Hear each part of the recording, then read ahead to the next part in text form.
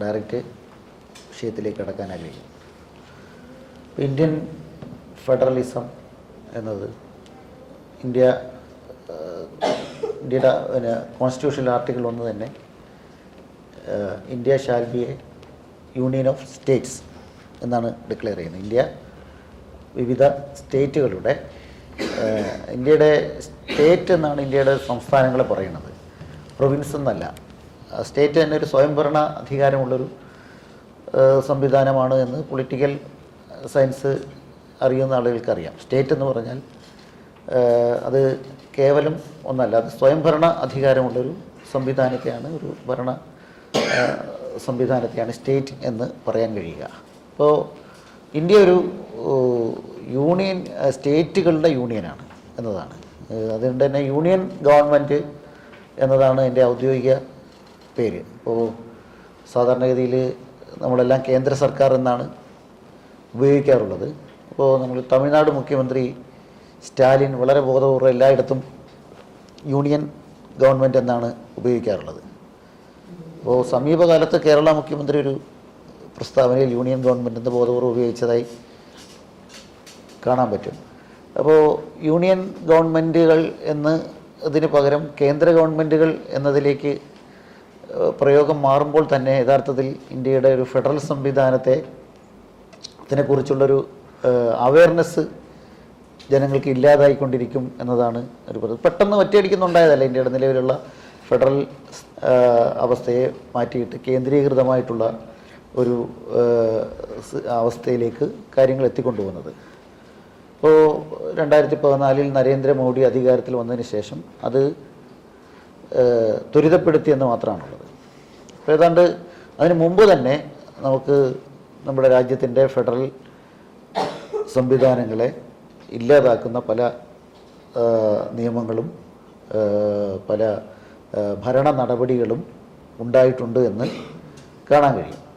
അപ്പോൾ അതിലൊന്ന് അടിയന്തരാവസ്ഥ. ഇന്ത്യയിൽ അത് പ്രധാനപ്പെട്ട ഘടകമാണ്. അത് കോൺസ്റ്റിറ്റ്യൂഷണൽ പ്രയോഗമായിരുന്നു അടിയന്തരാവസ്ഥയെങ്കിലും അത് രാജ്യത്തിൻ്റെ ഒരു അധികാര വികേന്ദ്രീകരണത്തെ തടയുന്ന ഒന്നാണ്.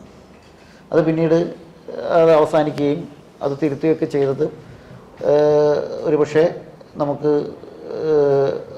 നമുക്കെല്ലാം അറിയുന്നൊരു കാര്യമാണ്. പക്ഷേ അതിനപ്പുറം ഇന്ത്യക്കകത്ത് ഒരു ഡീപ്പ് സ്റ്റേറ്റ് രൂപപ്പെട്ടിരുന്നു. ഇന്ത്യയുടെ ഇപ്പോൾ അത് കുറേ കാലങ്ങളായി BJP സർക്കാർ വരുന്നതിന് മുമ്പ് ആദ്യത്തെ BJP സർക്കാരുണ്ട്, വാജ്പേയി സർക്കാർ.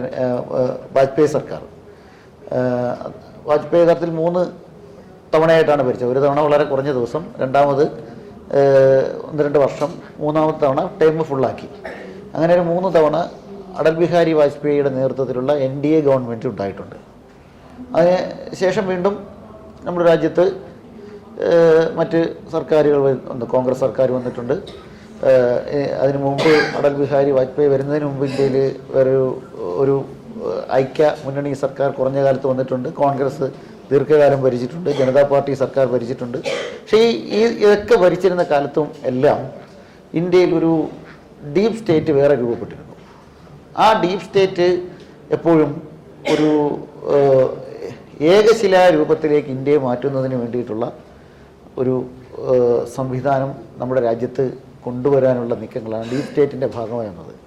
അത് പ്രധാനമായിട്ടും നമ്മുടെ രാജ്യത്തെ പല നിയമങ്ങളും ഉണ്ടാക്കുമ്പോൾ ഈ പ്രശ്നം രൂപപ്പെട്ടിരുന്നു. അപ്പോൾ UAPA നമ്മുടെ രാജ്യത്ത് നേരത്തെ തന്നെ പറയുന്ന നിയമമാണ്, നേരത്തെ തന്നെ ഉണ്ടായിരുന്ന നിയമമാണ്. അതിനെ മുംബൈ ഭീകരാക്രമണത്തിൻ്റെ പശ്ചാത്തലത്തിൽ അതിൽ വന്നിട്ടുള്ള ഭേദഗതിയുണ്ട്. അന്ന് രാജ്യം ഭരിച്ചുകൊണ്ടിരുന്നത് മൻമോഹൻ സിംഗ് സർക്കാരാണ് എന്ന് നമുക്കറിയാം. ആ ടൈമിലുണ്ടായിട്ടുള്ള ഭേദഗതിയുണ്ട്. UAPA ഏറ്റവും വ്യാപകമായി ഉപയോഗപ്പെടുത്തിയിരുന്നത് അതിനുശേഷമാണ്. അപ്പോൾ ഇത് ഒരു കേന്ദ്ര ഏജൻസി രൂപപ്പെടുകയാണ്. UAPAയുടെ ഭാഗമായി NIA എന്ന് പറയുന്നതിന് UAPAയുടെ ഭേദഗതിയുടെ അടിസ്ഥാനത്തിൽ പിന്നീട് രൂപപ്പെട്ടിട്ടുള്ളൊരു ഏജൻസിയാണ് NIA. അപ്പോൾ NIA എന്ന് പറയുന്ന ഏജൻസി നമ്മുടെ സ്റ്റേറ്റിൽ പോലീസുണ്ട്, സെൻട്രലിൽ തന്നെ CBI എന്ന് പറയുന്നൊരു സംവിധാനം അവിടെ ഉണ്ട്. അപ്പോൾ ഇതിലേക്ക് തന്നെ NIA എന്ന് പറയുന്നൊരു ഏജൻസി രൂപപ്പെടുന്നുണ്ട്. അപ്പോൾ ഇങ്ങനെ ഇത്തരം ഏജൻസികൾ പലപ്പോഴും അവർക്ക് സ്റ്റേറ്റ് പോലീസിൻ്റെ അധികാരത്തിനപ്പുറത്തേക്ക് ജനങ്ങളെ പിടിക്കാനും ഭീകരവാദ മുദ്ര ചാർത്താനും ഒക്കെ അധികാരങ്ങളും അവകാശങ്ങളും വന്നിട്ടുണ്ട്. അപ്പം ഇങ്ങനെ പലതരം നിയമങ്ങൾ വന്നിട്ടുണ്ട്. അത്തരം സംവിധാനങ്ങളെല്ലാം രാജ്യത്തെ ഒരു കേന്ദ്രീകൃത സംവിധാനത്തിലേക്ക് വരാൻ ഇപ്പോൾ ഏറ്റവും കൂടുതൽ ഭാരതീയ ന്യായ സംഹിത എന്ന് പറഞ്ഞ് ഇന്ത്യയിലെ ക്രിമിനൽ പ്രൊസീജിയറിനെ നടത്തിയിട്ടുള്ള ഭേദഗതിയുണ്ട്. നേരത്തെ ഉണ്ടായിരുന്ന ഇന്ത്യൻ പീനൽ കോഡും അതുപോലെ ക്രിമിനൽ പ്രൊസീജിയർ കോഡും ഭേദഗതി ചെയ്തിട്ടുണ്ട്. പിന്നെ ഭാരതീയ ന്യായ സംഹിത എന്നൊക്കെ പേരിൽ മനുഷ്യന് പറയാൻ പറ്റാത്ത 2-3 പേരുകൾ കൊടുത്തുകൊണ്ട് നടത്തിയിട്ടുള്ള ഭേദഗതികളുണ്ട്. ഈ ഭേദഗതികളൊക്കെ പരിശോധിച്ചാൽ ഇതിൽ പോലീസിൻ്റെ അധികാരത്തെ പോലും പിന്നെ പിടിച്ചു മാറ്റുന്ന തരത്തിലേക്കുള്ള മാറ്റം വന്നിട്ടുണ്ടെന്നാണ്. ഇപ്പോൾ ഇത്തരം മാറ്റങ്ങളൊക്കെ ഇതൊരു പൊളിറ്റിക്കൽ തീരുമാനം കൊണ്ടാണിത് സംഭവിക്കേണ്ടത്. പക്ഷെ പലപ്പോഴും ഈ ഡീപ് സ്റ്റേറ്റാണ് ഇത് കൈകാര്യം ചെയ്യുന്നത്. 2014 ശേഷം പിന്നെ ഡീപ് സ്റ്റേറ്റ് ഏതാണ് സ്റ്റേറ്റ് ഏതാണ് എന്നത് സ്റ്റേറ്റ് തന്നെ ഡീപ് സ്റ്റേറ്റായി പരിവർത്തിപ്പിക്കപ്പെട്ടു എന്നത് മറ്റൊരു പ്രധാനപ്പെട്ട ഒരു കാര്യമാണ്. അപ്പോൾ ഇത്തരം നിയമങ്ങൾ ഉണ്ടാകുന്നു. ഇപ്പോൾ ഈ BNS-ൽ തന്നെ ഒരു കാര്യമാണ് സീറോ FIR. സീറോ FIR-ൻ്റെ പ്രത്യേകത ഇപ്പോൾ മലപ്പുറത്ത് നടത്തിയ നേരത്തെ ഇപ്പോൾ ഈ മലപ്പുറം ടൗണിൽ നടന്നൊരു കുറ്റകൃത്യം എനിക്ക് മലപ്പുറം ആ നടന്ന സ്ഥലത്തെ പോലീസ് സ്റ്റേഷനിലാണ് പരാതി കൊടുക്കാൻ കഴിയുക. ഇപ്പോൾ മലപ്പുറം ടൗണിൽ നടന്നൊരു കുറ്റകൃത്യത്തെ സംബന്ധിച്ച് എനിക്ക് വേണമെങ്കിൽ അരുണാചൽ പ്രദേശിലോ സിക്കിമിലോ ഒരു പോലീസ് സ്റ്റേഷനിൽ പരാതി കൊടുക്കാം. ഇത് പറയുമ്പോൾ നമ്മൾ ഗവേണൻസിൻ്റെ എളുപ്പമായിട്ട് വേണമെങ്കിൽ വ്യാഖ്യാനിക്കാതെ ഒരാൾക്ക് ആ സ്ഥലത്ത് പരാതി കൊടുക്കാൻ പറ്റാത്ത ഒരവസ്ഥയിൽ അവിടെ കൊണ്ട് പരാതി കൊടുക്കാവുന്നല്ലോ എന്നതൊക്കെ വരാം. പക്ഷേ ഇത് ഉപയോഗപ്പെടുത്തുക എന്തിനായിരിക്കുമെന്ന് നമ്മൾ പരിശോധിച്ചത് ഇതിൻ്റെ ഉപയോഗം വ്യാപകമായി വന്നിട്ടില്ല. വരുമ്പോൾ മനസ്സിലാവും. ഇത് ഏതെങ്കിലും ഒരു സംസ്ഥാനത്ത് രജിസ്റ്റർ ചെയ്ത് ഇപ്പോൾ ഉദാഹരണത്തിന് പിന്നെ BJPക്ക് രാഷ്ട്രീയ ആധിപത്യം ഇല്ലാത്തൊരു സംസ്ഥാനത്തെ ഉണ്ടാകുന്നൊരു സംഭവത്തിൽ BJPക്ക് ആധിപത്യമുള്ളൊരു സ്ഥലത്ത് കേസ് രജിസ്റ്റർ ചെയ്ത് മുന്നോട്ട് വരാൻ പറ്റും. അതിൻ്റെ നടപടിക്രമങ്ങൾ ഇപ്പോഴത്തെ അവസ്ഥയിൽ ഈ സ്ഥലത്ത് തന്നെയാണ് നടക്കേണ്ടത്. കേസ് രജിസ്റ്റർ ചെയ്യാനേ അവിടെ പറ്റുള്ളൂ. പക്ഷെ അതധികം വൈകാതെ അതിനെ അവിടെ തന്നെ നടത്താനുള്ള മാറ്റങ്ങൾ കൊണ്ടുവരുമെന്നുള്ളത് അതിൻ്റെ തുടക്കമാണത്. ഇങ്ങനെ ഈ രാജ്യത്തെ ഓരോ കാര്യവും കേന്ദ്രീകരിക്കുന്ന ചിലതൊക്കെ നമുക്ക് ഗവേണൻസിൽ സൗകര്യമാണെന്നൊക്കെ തോന്നാം. അതിൽ ഏറ്റവും പ്രധാനപ്പെട്ട ഒന്നാണ് നോട്ട് നിരോധനം. നമ്മുടെ മുമ്പിൽ വന്നിട്ടുള്ള ഒന്നാണ് ഈ ഫെഡറലിസം എന്ന് പറഞ്ഞാൽ ഫെഡറലിസത്തിൽ സ്റ്റേറ്റുകൾ എന്ന സങ്കല്പം മാത്രമല്ല, സ്റ്റേറ്റുകളല്ലാത്ത സ്വയംഭരണ അധികാരമുള്ള ഇന്ത്യയിൽ ഒരുപാട് ഭരണഘടനാ സ്ഥാപനങ്ങളുണ്ട്. അപ്പോൾ ഇലക്ഷൻ കമ്മീഷൻ അതിൽപ്പെട്ട അങ്ങനത്തെ ഒന്നാണ്. കോടതികൾ അങ്ങനെയുള്ള ഒന്നാണ്. റിസർവ് ബാങ്ക് അങ്ങനെയുള്ള ഒന്നാണ്. ഇപ്പോൾ നോട്ട് നിരോധനം. അപ്പോൾ നോട്ട് നിരോധനം സംബന്ധിച്ച് സുപ്രീം കോടതിയിൽ കേസുണ്ടായിരുന്നു. ആ കേസിൽ വന്നിട്ടുള്ള ഒരു ആർഗ്യുമെൻറ്റ് കോടതി അവസാനം നോട്ട് നിരോധനത്തെ അംഗീകരിച്ചുകൊണ്ടുള്ള വിധിയാണ് വന്നതെങ്കിലും അതിൽ ജസ്റ്റിസ് നാഗരത്ന എന്ന് പറയുന്ന വനിതാ ജസ്റ്റിസ് നടത്തിയ വിയോജന വിധിയുണ്ട്, മറ്റൊരു വിധിയുണ്ട്. ആ ഭൂരിപക്ഷ വിധി പ്രകാരമാണ് അത് അംഗീകരിച്ചത്. അപ്പോൾ ആ വിധിയിൽ അവർ പറയുന്നൊരു കാര്യമുണ്ട്, അത് വളരെ പ്രധാനപ്പെട്ട ഒന്നാണ്. അവരുടെ വിധിയിൽ അവർ പറയുന്നൊരു കാര്യം, ഇത് റിസർവ് ബാങ്ക് നടത്തേണ്ടുന്ന ഒരു പ്രക്രിയയാണ് നോട്ട് നിരോധനം. നോട്ട് നിരോധനം എപ്പോഴും നമ്മുടെ നാട്ടിൽ നടക്കുന്നൊരു കാര്യമാണ്. പക്ഷേ ഒരു നോട്ട് നിരോധനം മാത്രമേ നമുക്ക് ഓർമ്മയുള്ളൂ. അത് 2016 നടത്തിയിട്ടുള്ള നോട്ട് നിരോധനമാണ്. അതിനുശേഷവും നോട്ട് നിരോധനം നടന്നിട്ടുണ്ട്. 2014 നടത്തിയുള്ള നോട്ട് നിരോധനത്തിൻ്റെ പ്രത്യേകത റിസർവ് ബാങ്ക് അല്ല ആ നടപടിക്രമം തീരുമാനിച്ചതും പ്രഖ്യാപിച്ചതും. ആ നോട്ട് നിരോധനം തീരുമാനിച്ചത് ഇന്ത്യയിലെ ഇന്ത്യൻ പ്രധാനമന്ത്രിയാണ് പ്രഖ്യാപിച്ചത്. ഇന്ത്യ ഗവൺമെൻറ്റാണത് തീരുമാനിച്ചത്. ഇപ്പോൾ റിസർവ് ബാങ്ക് എടുക്കേണ്ടുന്നൊരു തീരുമാനം പിന്നീട് റിസർവ് ബാങ്കിൻ്റെ അനുമതിയോടുകൂടിയാണ് ഇന്ത്യ ഗവൺമെൻറ് അത് പ്രഖ്യാപിച്ചത് എന്നതാണ് നോട്ട് നിരോധനത്തെ അംഗീകരിക്കാൻ കോടതി കണ്ടെത്തിയിട്ടുള്ള ഭൂരിപക്ഷ വിധിയിൽ, ആ കോടതി വിധിയിൽ ഭൂരിപക്ഷ വിധിയിൽ വന്നിട്ടുള്ള കാര്യം. പക്ഷേ റിസർവ് ബാങ്ക് ആയിരുന്നു അത് ചെയ്യേണ്ടത്. റിസർവ് ബാങ്ക് ചെയ്യേണ്ടുന്നൊരു കാര്യം ഗവൺമെൻറ് ചെയ്തു. അപ്പോൾ ഇതൊക്കെ ഈ വികേന്ദ്രീകൃത അധികാരത്തെ, ഇന്ത്യയിലെ ഒരു ഫെഡറൽ സിസ്റ്റത്തെ ഇല്ലാതാക്കി കേന്ദ്രീകൃതമായിട്ടുള്ള ഒരു സ്ഥലത്തേക്ക് പോകാനുള്ള ഒരു നടപടിക്രമങ്ങളുടെ ഭാഗമാണ് നമ്മുടെ രാജ്യത്ത് നടന്നുകൊണ്ടിരിക്കുന്ന നടപടിക്രമങ്ങളുടെ ഭാഗമാണ്. അതേപോലെ തന്നെ വേറൊന്ന് പറയാൻ പറ്റുന്നത്, ഇപ്പോൾ പാർലമെൻറ്റിൽ ഭരണഘടനാ ഭേദഗതിക്കുള്ള ഭൂരിപക്ഷം ഇല്ലാത്തതുകൊണ്ട് ഇപ്പോൾ പാസ്സാക്കാതെ എന്നാൽ ഭൂരിപക്ഷത്തിൽ പാസ്സാക്കിയിട്ടുള്ളൊരു കാര്യമാണ് വൺ നേഷൻ വൺ ഇലക്ഷൻ എന്നത്. നമുക്കത് എളുപ്പമുള്ള ഒരു മാർഗ്ഗമായിരുന്നു വൺ നേഷൻ വൺ ഇലക്ഷൻ എന്ന് പറയുന്നത്. ഇപ്പോൾ ഒരു സ്റ്റേറ്റ് സ്റ്റേറ്റ് 3 തരം തിരഞ്ഞെടുപ്പാണ് നമ്മുടെ രാജ്യത്ത് നടക്കുന്നത്. ഇപ്പോൾ നമ്മളിപ്പോൾ ഒരു ഇലക്ഷന് വോട്ട് ചെയ്തിട്ട് നിൽക്കുകയാണ്, ഏതാനും മാസങ്ങൾക്കുള്ളിൽ അടുത്ത ഇലക്ഷൻ നടത്തേണ്ടി വരും. അപ്പോൾ ഇതൊന്നും വേണ്ട, പഞ്ചായത്ത് തിരഞ്ഞെടുപ്പും പാർലമെൻറ്റ് തിരഞ്ഞെടുപ്പും നിയമസഭാ തിരഞ്ഞെടുപ്പും എല്ലാം ഒറ്റ ഒരു സമയത്താക്കിയാൽ ഭരണ എളുപ്പമുണ്ട്, നമുക്ക് എളുപ്പമുണ്ട്, ചിലവ് കുറയ്ക്കാം എന്നതാണ്. ഇങ്ങനെ ഒരു ഇല്ല, ഇത് നമുക്ക് ഒറ്റയടിക്ക് ഇങ്ങനെ ഒറ്റയടിക്ക് എളുപ്പമുണ്ട് എന്ന് തോന്നുന്നതൊക്കെ നമ്മുടെ രാജ്യത്തെ ഇപ്പോൾ അതിൻ്റെ ഒരു പ്രധാനപ്പെട്ട ഒരു പ്രശ്നം ഒരു വ്യത്യസ്ത സംസ്ഥാനങ്ങളിലെ ജനവിധിയെ ഇത് ബാധിക്കുന്നതാണ്. അപ്പോൾ ഒരേ സമയത്ത് ഇലക്ഷൻ നടക്കുന്നു എന്ന് പറഞ്ഞാൽ പല പാറ്റേണിലാണ്. നമുക്ക് കേരളത്തിൽ തന്നെ ഇലക്ഷൻ നമ്മളെടുത്താൽ പല പാറ്റേണിലാണ് നടക്കുക. ഇപ്പോൾ ലോക്സഭാ തെരഞ്ഞെടുപ്പിൽ വരുന്ന ജനവിധി ആയിരിക്കില്ല തൊട്ടടുത്ത് തന്നെ നടക്കുന്ന സംസ്ഥാന നിയമസഭാ തെരഞ്ഞെടുപ്പ് വരുന്നത്, പഞ്ചായത്ത് തെരഞ്ഞെടുപ്പ്. അതിന് കാരണം ആളുകൾ വോട്ട് ചെയ്യുന്നത്, നമ്മൾ ലോക്കൽ ബോഡിയിൽ വോട്ട് ചെയ്യുന്നത് എന്നതിനൊരു രീതിയുണ്ട്. ആ ലോക്കൽ ബോഡിയിൽ വോട്ട് ചെയ്യുന്ന അതേ രീതിയിൽ നമ്മൾ ലോക്സഭാ തെരഞ്ഞെടുപ്പിൽ വോട്ട് ചെയ്യാറില്ല, നിയമസഭാ തെരഞ്ഞെടുപ്പ് വോട്ട് ചെയ്യാറില്ല നമ്മൾ. അപ്പോൾ ഇത് ഈ ദേശീയ തലത്തിൽ മൊത്തത്തിൽ ആധിപത്യമുള്ള ആളുകൾക്ക് എളുപ്പമാവും സംസ്ഥാന ഇലക്ഷനും ഇതൊക്കെ. അതുകൊണ്ട് മാത്രമല്ല, ഇതൊരു കോൺസ്റ്റിറ്റ്യൂഷണൽ പ്രശ്നം കൂടിയുണ്ട്. സംസ്ഥാന നിയമസഭകളുടെ കാലാവധി സംബന്ധിച്ചൊക്കെ പ്രശ്നമുണ്ട്. അതിനൊന്നും ഒരു വ്യക്തതയില്ലാതെയാണത് പറയുന്നത്. അപ്പോൾ ഒരു സ്റ്റേറ്റിലെ ഗവൺമെൻറ് 5 കൊല്ലമാണ് തയ്ക്കേണ്ടത്, ഇടയ്ക്ക് ഗവൺമെൻറ് ഇല്ലാതായി. അപ്പോൾ വൺ നേഷൻ വൺ ഇലക്ഷൻ വന്നാൽ ആ സമയത്ത് സംസ്ഥാന തെരഞ്ഞെടുപ്പ് നടത്താൻ കഴിയില്ലല്ലോ, അത് വെയിറ്റ് ചെയ്യണം. അല്ലെങ്കിൽ അപ്പോൾ നടക്കുന്ന തെരഞ്ഞെടുപ്പിൻ്റെ കാലാവധി ആ വരുന്ന സർക്കാർ വീണ്ടും തെരഞ്ഞെടുപ്പ് കൊണ്ടുവന്നൊരു സർക്കാർ ഉണ്ടായാൽ അതിൻ്റെ കാലാവധി 5 വർഷം ഉണ്ടാവില്ല. ഇങ്ങനെയൊക്കെ ഒരുപാട് പ്രശ്നങ്ങൾ, സങ്കീർണമായിട്ടുള്ള ഒരുപാട് പ്രശ്നങ്ങൾ വരും. അപ്പോൾ ഇത്തരം പ്രശ്നങ്ങളൊക്കെ ഇതെല്ലാം ഏകോപിപ്പിക്കുന്നത്. അപ്പോൾ വൺ നേഷൻ വൺ എന്താണ് റേഷൻ കാർഡ് എന്ന് പറയുന്ന മറ്റൊരു പദ്ധതി വരുന്നുണ്ട്. വൺ നേഷൻ വൺ ടാക്സ്, ഇങ്ങനെ തുടങ്ങി അത്തരത്തിലുള്ള ഒരുപാട് പ്രശ്നമുണ്ട്. അതിൽ ഇപ്പോൾ ജി എസ് ടി കൊണ്ടുവന്നത് BJP സർക്കാരല്ല, അതിന് മുമ്പുള്ള സർക്കാരാണ്, UPA സർക്കാരാണ് കൊണ്ടുവന്നത്. പക്ഷേ GST ഒരു പ്രശ്നം നമ്മൾ പരിശോധിച്ചാൽ അറിയാം. GSTക്ക് ശേഷം ഇന്ത്യയുടെ സംസ്ഥാനങ്ങളിലെല്ലാം സാമ്പത്തിക ഭദ്രത തകർന്നിട്ടുണ്ട്. GSTയുടെ പ്രത്യേകത, GST ഒരു കേന്ദ്ര സർക്കാരാണ്, GST കൗൺസിലാണ്, അല്ലെങ്കിൽ കേന്ദ്ര സർക്കാരിൻ്റെ നിയന്ത്രണത്തിലുള്ള സംവിധാനമാണ് നികുതി ഘടനകളെ നിശ്ചയിക്കുന്നത്. അപൂർവം ചില കാര്യങ്ങൾ ഒഴിച്ച് ബാക്കി എല്ലാത്തിൻ്റെയും നികുതി, പൊതുവെ വിൽപ്പന നികുതി അടക്കമുള്ള പണ്ടുണ്ടായിരുന്ന സെയിൽസ് ടാക്സ് പോലെയുള്ള സംവിധാനങ്ങളെല്ലാം ഏകോപിച്ചാണ് GST കൊണ്ടുവന്നത്. അപ്പോൾ ഈ GST വന്നതോടുകൂടിയുള്ള ഒരു പ്രശ്നം, എല്ലാ സ്റ്റേറ്റുകളും സ്വന്തം നികുതിയെക്കുറിച്ച് തീരുമാനിക്കാൻ പറ്റാതെ, ഇപ്പോൾ കേരളത്തെ തന്നെ നമുക്ക് ഉദാഹരണമായിട്ട് എടുക്കാം. ഇപ്പോൾ GST കേരളം നേരത്തെ ഓരോ സംസ്ഥാനങ്ങളും അങ്ങനെയാണ്, അവരുടെ ഉൽപ്പാദനം, ആ സംസ്ഥാനത്തെ ഉൽപ്പാദന വസ്തു, അവിടുത്തെ ഉപഭോഗ വസ്തു, അവിടുന്ന് മറ്റ് സംസ്ഥാനങ്ങളിൽ നിന്ന് വരുന്ന വസ്തുക്കൾ, ഇതിനൊക്കെ വെച്ചിട്ട് പ്രത്യേകം നികുതി സംവിധാനങ്ങളാണ് സ്വീകരിച്ചിരുന്നത്. ദേശീയ അടിസ്ഥാനത്തിൽ ഒറ്റ നികുതി സംവിധാനം ഇത് സാധ്യമല്ല, ഇന്ത്യയിൽ സാധ്യമാകുന്നൊരു കാര്യമായിരുന്നില്ല.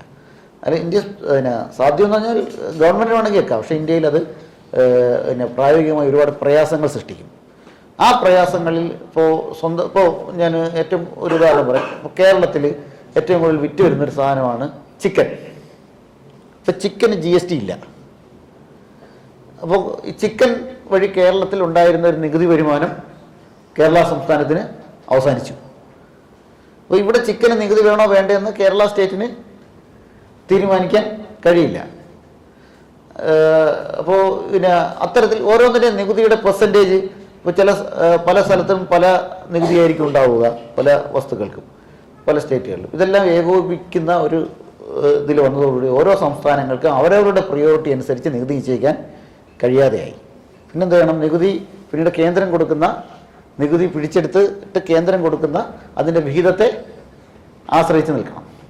ഇതുകൊണ്ട് സംഭവിച്ചത് പലതരത്തിൽ നേരത്തെ തന്നെ സാമ്പത്തികമായിട്ട് പലതരം ഭദ്രത വന്ന സംസ്ഥാനങ്ങൾക്ക് വേണമെങ്കിൽ ഇത് വലിയ കുഴപ്പമില്ലെന്ന് പറയാം. പക്ഷെ അതേസമയം കേരളം പോലുള്ള സംസ്ഥാനങ്ങൾ ഇത് വലിയ തോതിൽ ബാധിച്ചിട്ടുണ്ട്.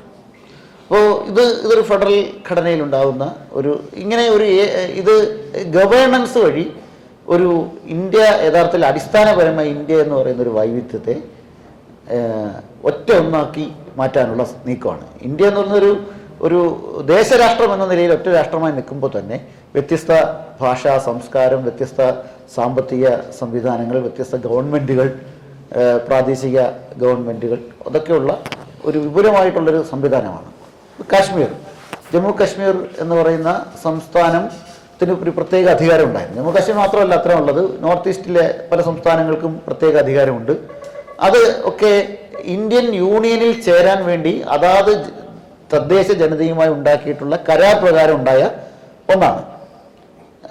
അപ്പോൾ അതാണ് അധികാരം എന്ന് പറഞ്ഞാൽ ഇന്ത്യൻ യൂണിയനിൽ നിലനിൽക്കാനുള്ള ജമ്മു കാശ്മീർ ജനതയുടെ തീരുമാനത്തിൻ്റെ അടിസ്ഥാനമാണ് കരാർ. ആ കരാർ അടിസ്ഥാനത്തിൽ ആ കരാറില്ലെങ്കിൽ, പ്രത്യേക അധികാരമില്ലെങ്കിൽ ജമ്മു കാശ്മീർ ജനതയ്ക്ക് ഇന്ത്യയിൽ നിൽക്കാൻ യഥാർത്ഥത്തിൽ ബാധ്യതയില്ല. അപ്പം അങ്ങനെയുള്ള കരാറിലേക്ക് അതിനെ ഒറ്റയടിക്ക് ഇല്ലാതാക്കുക. വടക്കിഴക്കൻ സംസ്ഥാനങ്ങളിൽ ഇപ്പോൾ അത് നിലനിൽക്കുന്നുണ്ട്, പക്ഷെ അതും അധികം വൈകാതെ ഇല്ലാതാക്കുക എന്നുള്ളത് ഉറപ്പാണ്. ഏക സിവിൽ കോഡ് പോലെയുള്ള സംവിധാനങ്ങൾ അത് കൊണ്ടുവരാനുള്ള നീക്കം ഇങ്ങനെ തുടങ്ങി ഈ ഗവേണൻസിലൂടെ ഈ രാഷ്ട്രീയത്തിലൂടെ നമ്മുടെ ഒരു ഫെഡറൽ സംവിധാനത്തെ ഇല്ലായ്മ ചെയ്യുകയാണ്. ന്യൂനപക്ഷ അവകാശങ്ങൾ ഇന്ത്യയിലെ ഫെഡറലിസത്തിലെ ഏറ്റവും വലിയ ഒരു പ്രധാനപ്പെട്ട ഒരു പ്രത്യേകതയാണ് വ്യത്യസ്ത കാറ്റഗറിയിൽപ്പെട്ട ന്യൂനപക്ഷങ്ങളുടെ റൈറ്റ്സ് എന്ന് പറയുന്നത്. അതിൽ പ്രധാനപ്പെട്ടതാണ് എഡ്യൂക്കേഷണൽ റൈറ്റ് എന്ന് പറയുന്നത്. ഇപ്പോൾ നാഷണൽ എഡ്യൂക്കേഷൻ പോളിസി എന്ന് പറയുന്ന, ഇപ്പോൾ എഡ്യൂക്കേഷൻ എന്ന് പറയുന്ന സിസ്റ്റം തന്നെ കൺകറന്റ് ലിസ്റ്റിലുള്ള ഒന്നാണ്. എന്ന് വെച്ചാൽ സ്റ്റേറ്റിനും യൂണിയനും ഉള്ളത്. അത് യഥാർത്ഥത്തിൽ നേരത്തെ സ്റ്റേറ്റ് ലിസ്റ്റിൽ തന്നെ ഉള്ള കാര്യമായിരുന്നു, പിന്നീട് യൂണിയൻ ലിസ്റ്റിലേക്ക് ഒരു ഘട്ടത്തിൽ മാറ്റിയതാണ്. യൂണിയനിലെ കൺകറന്റ് ലിസ്റ്റിലേക്ക് മാറ്റിയതാണ്. പക്ഷേ ഈ കൺകറന്റ് ലിസ്റ്റിലുണ്ടായിട്ട് തന്നെ കേന്ദ്രം തന്നെ ഡയറക്റ്റ് പോളിസി പ്രഖ്യാപിക്കുക. ഇപ്പോൾ PM ശ്രീ പദ്ധതി അതിൻ്റെ ആ പോളിസി നടപ്പാക്കാൻ വേണ്ടി സംസ്ഥാനങ്ങളെ നിർബന്ധിക്കുന്നതിന് ഉണ്ടാക്കുന്നതാണ്. കേന്ദ്രം കൊണ്ടുവരുന്ന സ്കീമുകളെല്ലാം കണ്ടീഷനിൽ വെക്കുകയാണ്. കണ്ടീഷണൽ സ്കീമിങ് കൊണ്ടുവന്നിട്ട് നാഷണൽ എഡ്യൂക്കേഷൻ പോളിസി നടപ്പാക്കണമെങ്കിൽ നിങ്ങൾ PM ശ്രീ പദ്ധതി നടപ്പാക്കണം. അല്ലെങ്കിൽ PM ശ്രീ പദ്ധതിയുടെ ഗുണഫലം കിട്ടണമെങ്കിൽ, നിങ്ങൾക്ക് അതിൻ്റെ ഗ്രാൻറ്റും പണവും കിട്ടണമെങ്കിൽ നാഷണൽ എഡ്യൂക്കേഷൻ പോളിസി നടപ്പാക്കണം. ഇങ്ങനെ തുടങ്ങി സംസ്ഥാനങ്ങൾക്ക് സ്വയം തീരുമാനിക്കാൻ അവകാശമുള്ള സ്ഥലത്ത് കേന്ദ്രം വ്യവസ്ഥകൾ അടിച്ചേൽപ്പിക്കുകയാണ്, യൂണിയൻ സർക്കാർ വ്യവസ്ഥകൾ അടിച്ചേൽപ്പിക്കുകയാണ്. അപ്പോൾ അത്തരത്തിൽ പലതരത്തിലും ഭാഷാപരമായിട്ടുള്ള അടിച്ചേൽപ്പിക്കൽ. ഇപ്പോൾ ഹിന്ദി വ്യാപകം അടിച്ചേൽപ്പിക്കും. ഇന്ത്യയിൽ ഹിന്ദി എന്ന് പറയുന്നത് ഔദ്യോഗികമായ ഒരു രാഷ്ട്രഭാഷയൊന്നുമല്ല ഹിന്ദി എന്ന് പറയുന്നത്. ഹിന്ദി വ്യാപകമായി അടിച്ചേൽപ്പിക്കാൻ ശ്രമിക്കുക. അപ്പോൾ ഹിന്ദി സംസാരിക്കാത്ത ആളുകൾ അവരെ ഇന്ത്യക്കാരല്ല എന്ന് സ്ഥാപിക്കാൻ ശ്രമിക്കുക. ഇങ്ങനെ തുടങ്ങി വ്യത്യസ്തമായ പ്രാദേശിക ഭാഷകളോടുള്ള, പ്രത്യേക സംസ്കാരങ്ങളോടുള്ള അതിൻ്റെയൊക്കെ ഭാഗമാണ്. ഇപ്പോൾ ക്രിസ്തുമസിന് അവധി കൊടുക്കാതിരിക്കുക എന്നതൊക്കെ അതിൻ്റെ ഭാഗമാണ്. അത് ആരംഭിച്ചതാണ്. ക്രിസ്തുമസിന് അവധി ഉത്തരേന്ത്യയിൽ പല സ്റ്റേറ്റുകളും ക്രിസ്മസിന് അവധി കൊടുത്തിട്ടില്ല, പല സ്ഥലത്തും ഇല്ല. അതിന് കാരണം എന്താ? അത് അന്ന് വേറെന്തെങ്കിലും കാര്യങ്ങൾ പറഞ്ഞ് എന്ന് മാറ്റി ഒരു കൾച്ചർ, വ്യത്യസ്ത സാമൂഹ്യ വിഭാഗങ്ങളുടെ കൾച്ചറിനെ ഇല്ലാതാക്കുക. ഇങ്ങനെ ഇതൊരു ഏകോപിതമായിട്ടുള്ള ഇന്ത്യ ഒരു ഏകശിലാത്മകമായിട്ടുള്ള ഒരു രാഷ്ട്രമാണ് എന്ന് ഇന്ത്യ എന്ന് പറയുന്ന ദേശരാഷ്ട്രം ഏകശിലാത്മകമായ ദേശരാഷ്ട്രമാണ്. ആ ശില എന്ന് പറയുന്നത് അത് സവർണ ഹിന്ദുത്വയുടെ ആശയങ്ങളാണ് എന്ന് സ്ഥാപിച്ചെടുക്കുക എന്നതാണ്. ഇപ്പോൾ അതിനുവേണ്ടിയുള്ള നടപടിക്രമങ്ങൾ നടത്തിക്കൊണ്ടിരിക്കുകയാണ്. അത്തരം നീക്കങ്ങൾ നമ്മുടെ രാജ്യത്ത് വ്യാപകമായി ഉണ്ടായിക്കൊണ്ടിരിക്കുന്നു. അപ്പോൾ ഈ രാജ്യത്തിൻ്റെ ഇന്ത്യ എന്ന് പറയുന്ന രാജ്യം, യൂണിയൻ ഓഫ് സ്റ്റേറ്റ്സ് ഉണ്ടായത് വ്യത്യസ്തങ്ങളായ ഒരു സാമൂഹ്യ ഘടനയെ ഒരു ഏകോപിതമാക്കുന്ന തരത്തിലുള്ള കരാറുകളും ഒക്കെ ഉണ്ടാകും. കരാറുകൾ എന്ന് പറഞ്ഞാൽ ഇപ്പോൾ ഇന്ത്യയിലെ ഏത് രാജ്യവും അന്നത്തെ നാട്ടുരാജ്യവും ചേരുന്നതിനൊരു കണ്ടീഷൻ ഉണ്ടായിരുന്നു. ഇപ്പോൾ തിരുവിതാംകൂർ അന്ന് ഇന്ത്യയിൽ ചേരേണ്ടതില്ല എന്ന് ആദ്യഘട്ടത്തിൽ തീരുമാനിച്ച ഒരു നാട്ടുരാജ്യമായിരുന്നു തിരുവിതാംകൂർ. അത് പിന്നീട് അങ്ങനെ പല രാജ്യങ്ങളും ഇന്ത്യയിൽ ചേരേണ്ടെന്ന് തീരുമാനിക്കുകയും പിന്നീട് ചേരുകയും ചെയ്യുന്നതിന് അടിസ്ഥാനപരമായി ആ ജനതയോട് ഉണ്ടാക്കിയിട്ടുള്ള ഒരു കരാറുണ്ട്. ആ കരാറിനെ, അതാണ് ഇന്ത്യൻ കോൺസ്റ്റിറ്റ്യൂഷൻ. ആ കരാറിനെ എല്ലാം അംഗീകരിച്ചുകൊണ്ടുണ്ടായി സ്ഥാപിക്കപ്പെട്ടെന്നാണ് ഇന്ത്യൻ കോൺസ്റ്റിറ്റ്യൂഷൻ. അതുകൊണ്ടാണ് കോൺസ്റ്റിറ്റ്യൂഷൻ ഉണ്ടാക്കാൻ വേണ്ടി ഒരു ഭരണഘടനാ അസംബ്ലി ഉണ്ടാക്കിയത്. ഏതെങ്കിലും ഒരു വ്യക്തി ഇരുന്ന് എഴുതി ഉണ്ടാക്കിയതല്ല ഇന്ത്യൻ കോൺസ്റ്റിറ്റ്യൂഷൻ.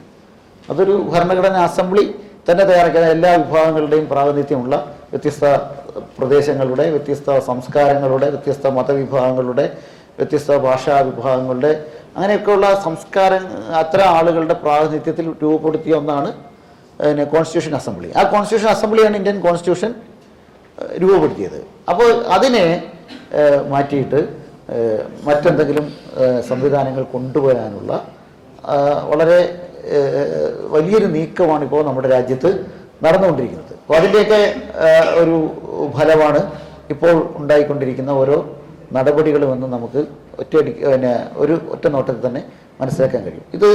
ഇത് വളരെ പെട്ടെന്നുണ്ടായൊരു കാര്യമല്ല. നേരത്തെ പറഞ്ഞാൽ ഡീപ് സ്റ്റേറ്റ് എന്ന് പറയുന്നത് വലിയൊരു, നേരത്തെ തന്നെ ഇന്ത്യയിലെ ഭരണനിർവഹണം നടത്തിക്കൊണ്ടിരിക്കുന്ന ബ്യൂറോക്രസികളിൽ, കോടതികളിൽ, മറ്റ് സംവിധാനങ്ങളിലെല്ലാം കടന്നുകൂടിയ ഹിന്ദുത്വയുടെ സ്ലീപ്പർ സെല്ലുകൾ അവർ വളരെ പെട്ടെന്ന് ഇപ്പോൾ എല്ലാ നിയമങ്ങളും, ഇപ്പോൾ ഒരു നിയമം ഡ്രാഫ്റ്റ് ചെയ്യുന്ന ആരാണെന്ന് വെച്ചാൽ ഉദ്യോഗസ്ഥരാണ് ഡ്രാഫ്റ്റ് ചെയ്യുക. നമ്മുടെ പാർലമെൻറ്റാണ് നിയമം പാസ്സാക്കുന്നത്, നിയമസഭയാണ് നിയമം പാസ്സാക്കുന്നതൊക്കെ ശരിയാണ്. പക്ഷെ ഇത് ഡ്രാഫ്റ്റ് ചെയ്യുന്നത്, എല്ലാ നിയമങ്ങളും ഡ്രാഫ്റ്റ് ചെയ്യുന്നത് ആരും ഈ രാഷ്ട്രീയ നേതാക്കളൊന്നും അല്ല ഇരുന്ന് ഡ്രാഫ്റ്റ് ചെയ്യുന്നത്. അത് പിന്നീട് അവർ അതിന് വ്യത്യസ്ത കമ്മിറ്റികൾ, പാർലമെൻറ്റിൽ സെലക്ട് കമ്മിറ്റി, സബ്ജക്റ്റ് കമ്മിറ്റി, ഇങ്ങനെയൊക്കെ പറഞ്ഞ പല കമ്മിറ്റികളുണ്ട്. നിയമസഭയിലൊക്കെ ഉണ്ട്. ഈ കമ്മിറ്റികൾ നിയമത്തെ പഠിക്കുകയും ചർച്ചയും ചെയ്തിട്ടാണ് ഇത് അവതരിപ്പിക്കാൻ കൊണ്ടുവരുന്നത്. പക്ഷേ ഇത് ഡ്രാഫ്റ്റ് ചെയ്യുന്നവർ ആദ്യം തന്നെ ഇത്തരം കാര്യങ്ങൾ, ഇതിനെ എല്ലാ നിയമങ്ങളെയും ഒരു ഏകശിലാ രൂപത്തിലേക്ക് കൊണ്ടുവരുന്നതിനുള്ള നീക്കം വളരെ ദീർഘകാലമായി നടത്തി 2014 മുതൽ നമ്മൾ കാണുന്നത് ഇതിൻ്റെ എല്ലാം പ്രായോഗികവൽക്കരണമാണ്. അപ്പോൾ ഈ ഒരു കാലത്ത് ഇവിടെ സംഭവിച്ചുകൊണ്ടിരിക്കുന്നത് ഭരണഘടനാ സ്ഥാപനങ്ങളിലാണ്. ഇപ്പോൾ ഇലക്ഷൻ കമ്മീഷൻ എന്ന് പറയുന്ന ഒരു ഭരണഘടനാ സ്ഥാപനം, ഇലക്ഷൻ കമ്മീഷനെ എങ്ങനെ ആരാ നിയമിക്കുന്നത് എന്നതിന് നേരത്തെ നമ്മുടെ രാജ്യത്തൊരു സിസ്റ്റം ഉണ്ടായിരുന്നു. അത് പ്രധാനമന്ത്രി, പ്രതിപക്ഷ നേതാവ്, ഒരു സുപ്രീം കോടതി ചീഫ് ജസ്റ്റിസ് എന്നിങ്ങനെയായിരുന്നു. ഈ 3 പേർ ചേർന്നായിരുന്നു നിയമിച്ചുകൊണ്ടിരുന്നത്. ഇപ്പോൾ നിയമിക്കുന്ന ആരാ? പ്രധാനമന്ത്രി, പ്രതിപക്ഷ നേതാവ്, പ്രധാനമന്ത്രി പറയുന്ന ഒരു മന്ത്രി. അപ്പോൾ അതിൻ്റെ പ്രശ്നം എന്താണ്? അപ്പോൾ ഇതിൽ ഇനി ഇത് സുപ്രീം കോടതി ചീഫ് ജസ്റ്റിസ് ആയാലും വലിയ മാറ്റമൊന്നും വരില്ല. എങ്കിൽ പോലും ഇതൊരു ഒരു സ്ഥലത്ത് നിന്ന് കൃത്യമായി പൊളിറ്റിക്കൽ ലീഡർഷിപ്പ് എന്ന് പറയുന്ന ആളുകൾ തന്നെ നിയമിക്കുന്ന ഒന്നാണ്. സ്വാഭാവികമായിട്ട് അതിനകത്ത് എന്താണ്, ഒരു പൊളിറ്റിക്കൽ പാർട്ടിയുടെ നോമിനിയായി ഇപ്പോൾ BJP ആണ് ഭരിക്കുന്നത്. BJP കോൺഗ്രസ്സായി ഭരണം വന്നാൽ കോൺഗ്രസിൻ്റെ നോമിനിയെ രജിസ്ട്രേഷൻ കമ്മീഷനായിട്ട് കൊണ്ടുവരാൻ പറ്റുന്ന തരത്തിലേക്ക് ഇത് മാറ്റാം എന്നതാണ്. അത് മാറ്റിയൊന്നല്ല. ഇങ്ങനെ ഇത് തുടങ്ങി ഓരോ സ്ഥാപനങ്ങൾ, സ്വതന്ത്രമായിട്ടുള്ള ഭരണഘടനാ സ്ഥാപനങ്ങളെല്ലാം മാറ്റി. ഒരു സാമ്പത്തിക മേഖലയിൽ ഒരു അറിവില്ലാത്ത ഒരാളെയാണ് റിസർവ് ബാങ്കിൻ്റെ ഗവർണറായി നിശ്ചയിച്ചത്. ചരിത്രത്തിൽ ഇപ്പോൾ റിസർവ് ബാങ്ക് തന്നെ ഒരു ചരിത്രമാകുന്നു എന്നതുമാണ് അതിൻ്റെ ഒരു പ്രതീകാത്മകമായി നമുക്ക് പറയാൻ കഴിയുന്നത്. ഇന്ത്യയുടെ കോൺസ്റ്റിറ്റ്യൂഷനും ഒക്കെ ഒരു മാത്രമാവുകയാണത്. ഇത് ചരിത്രത്തിൽ നമുക്കൊരു കോൺസ്റ്റിറ്റ്യൂഷൻ ഉണ്ടായിരുന്നു എന്ന് പറയാമെന്നല്ലാതെ അത് വെച്ചിട്ട് മുന്നോട്ട് പോകാൻ കഴിയാത്തവണ്ണം ഇന്ത്യൻ ഫെഡറൽ സംവിധാനത്തെ ഇല്ലാതാക്കിക്കൊണ്ടിരിക്കുകയാണ്. അപ്പോൾ ഇതിൽ ഇന്ത്യൻ ഫെഡറലിസത്തിൽ ഏറ്റവും കൂടുതൽ പ്രതിസന്ധി നേരിടുന്ന ഒരു കൂട്ടർ ന്യൂനപക്ഷങ്ങളാണ്, അതിൽ തന്നെ മുസ്ലിങ്ങളാണ് എന്ന്. അതേപോലെ തന്നെ പ്രദേശങ്ങളും ഭീഷണി നേരിടും. അതിലിപ്പോൾ ഏറ്റവും പ്രധാനപ്പെട്ടത് സൗത്ത് ഇന്ത്യയാണ്. ഇപ്പോൾ വരാനിരിക്കുന്ന ഈ ലോക്സഭാ സീറ്റുകളുടെ പുനർനിർണ്ണയമുണ്ട്. ആ പുനർനിർണ്ണയത്തിൽ സൗത്ത് ഇന്ത്യയിലെ സീറ്റുകൾ കുറയും. അതിന് കാരണം എന്താ? സൗത്ത് ഇന്ത്യയിൽ ജനസംഖ്യ കുറവും നോർത്ത് ഇന്ത്യയിൽ ജനസംഖ്യ കൂടുതലുമാണ് എന്നതാണ്. സൗത്ത് ഇന്ത്യയുടെ പ്രാതിനിധ്യം കുറയും, റെപ്രസെൻറ്റേഷൻ കുറയും. എന്തുകൊണ്ടാണ് സൗത്ത് ഇന്ത്യയിൽ ജനസംഖ്യ കുറഞ്ഞത്? സൗത്ത് ഇന്ത്യയിൽ ജനസംഖ്യ കുറഞ്ഞത് ഇന്ത്യ ഗവൺമെൻറ് തന്നെ നിശ്ചയിച്ച ജനസംഖ്യാ നിയന്ത്രണത്തെ കാര്യക്ഷമമായി നടപ്പിലാക്കി എന്നതാണ്. നോർത്ത് ഇന്ത്യയിൽ അത് കാര്യക്ഷമമായി നടപ്പിലാക്കിയില്ല. ഗവൺമെൻറ് നിശ്ചയിച്ചൊരു കാര്യം കാര്യക്ഷമമായി നടപ്പിലാക്കിയത് കൊണ്ട് സംഭവിച്ചൊരു കാര്യം, സൗത്ത് ഇന്ത്യയിലെ ജനസംഖ്യ കുറഞ്ഞു, നോർത്ത് ഇന്ത്യയെ കുറഞ്ഞില്ല. അതുകൊണ്ട് സൗത്ത് ഇന്ത്യക്ക് റെപ്രസെൻറ്റേഷൻ വേണ്ട എന്നതിലേക്കാണ് പോകുന്നത്. ഭരണനിർവഹണം കൂടുതൽ കാര്യക്ഷമമായി നടപ്പിലാക്കിയവർ ഔട്ടാവുന്ന ആ ഒരു വ്യാഖ്യാനത്തിൽ വേണമെങ്കിൽ അതിനെ വാദിക്കാം. പക്ഷെ അതിനപ്പുറം അതിൻ്റെ ഉദ്ദേശം വേറെയാണ്. സൗത്ത് ഇന്ത്യയിലെ പ്രാതിനിധ്യം കുറയ്ക്കാൻ ജനസംഖ്യാപരമായിട്ടുള്ള പ്രാതിനിധ്യം ജനങ്ങൾക്ക് കൊടുക്കണമെന്നല്ല. അങ്ങനെയാണെങ്കിൽ ജനസംഖ്യാപരമായ പ്രാതിനിധ്യം സ്റ്റേറ്റുകൾക്ക് മാത്രം കൊടുത്താൽ പോരാ, പ്രദേശങ്ങൾക്ക് മാത്രം കൊടുത്താൽ പോരാ. വ്യത്യസ്ത സാമൂഹിക വിഭാഗങ്ങൾക്ക് ജനസംഖ്യാപരമായ റെപ്രസെൻറ്റേഷൻ കൊടുക്കണമല്ലോ. അതിൽ അവർ തയ്യാറാവുകയില്ല, അതിന് തയ്യാറല്ല. ഇപ്പോൾ OBC-കൾ, ഇന്ത്യൻ നിയമനിർമ്മാണ സഭകളിൽ OBC-കൾ പ്രത്യേകിച്ച് മുസ്ലിങ്ങളുടെ റെപ്രസെൻറ്റേഷൻ വളരെ കുറവാണ്. അതേപോലെ തന്നെ സ്ത്രീകൾ. ഇങ്ങനെ ജനസംഖ്യാപരമാണ് റെപ്രസെൻറ്റേഷൻ എങ്കിൽ കോൺസ്റ്റിറ്റ്യൂഷൻ്റെ വോട്ടർമാരുടെ എണ്ണം നിശ്ചയിക്കുന്നത് മാത്രം പോരാ, അതിലാണ് ആത്മാർത്ഥത ഉണ്ടെങ്കിൽ അത് നിശ്ചയിക്കേണ്ടത് പ്രാതിനിധ്യത്തിലും എല്ലാ കാര്യത്തിലും വേണം. അപ്പോൾ അത്തരം റെപ്രസെൻറ്റേഷൻസ് കൊടുക്കാതിരിക്കുക എന്ന് പറയുന്നത് തന്നെ സൗത്ത് ഇന്ത്യയെ എലിമിനേറ്റ് ചെയ്യുക എന്നതാണ് ഉദ്ദേശം. അതിൽ വടക്കുകിഴക്കൻ സംസ്ഥാനങ്ങൾ പ്രത്യേകമായ കൾച്ചറുകൾ ഉള്ള, ഇപ്പോൾ വടക്കുകിഴക്കൻ സംസ്ഥാനങ്ങളിൽ ആദ്യം തൊടില്ല, അതിന് ഒരുപാട് കാരണങ്ങളുണ്ട്, രാഷ്ട്രീയപരമായ കാരണങ്ങൾ. പക്ഷേ വടക്കുകിഴക്കൻ സംസ്ഥാനങ്ങളിലേക്ക് അധികം വൈകാതെ ഘട്ടഘട്ടമായി എത്തുന്നുണ്ട്. ഇപ്പോൾ ചൈനക്കാരെന്ന് പറഞ്ഞ് അവരെയും തല്ലിക്കൊല്ലാൻ തുടങ്ങിയിട്ടുണ്ട്. കഴിഞ്ഞ ദിവസം